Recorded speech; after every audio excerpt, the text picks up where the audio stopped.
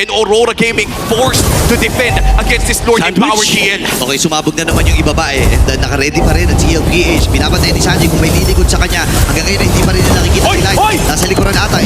Penalty zone na, tatlo ang nahuli. Pero sapat ba yung rin damage? Parang hindi! Kasi pinagpapabaril! Kasi nandito din Ohem. Kapapapatay din si Ohem. Kailangan na kumagay. Hindi rin nagamit din. Layo si Demon Guy. Same with Edward. Pero sapat ba yung kakayahan nila? Sanji na pang-flicker na. Dispersion. No way! Actually, JB, hahawakan na. Half HP para sa Lord na to.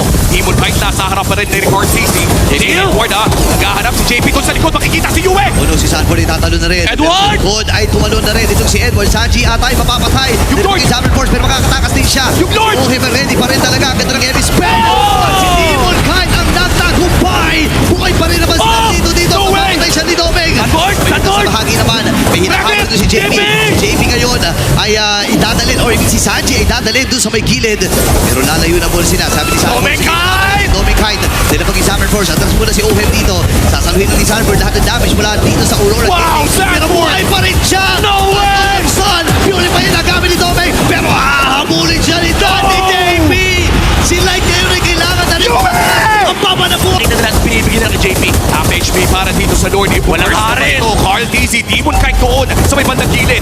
50-50. Okay, Sanji dito Why? Kahit at siya nagwagi sa Retribution Battle. Kailangan naman to si Domeng. May diversion. Si Ohem pa. No way! No way! May sinak na dito.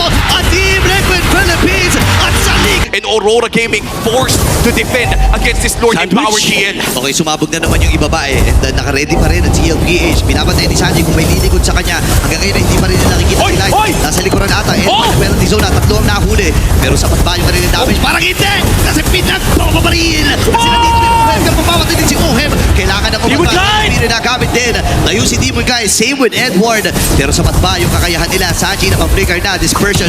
No way! Actually, JB, hahawakan na. Half HP para sa Lord na to. Demon Knight nasa harap pa rin ni Record CC.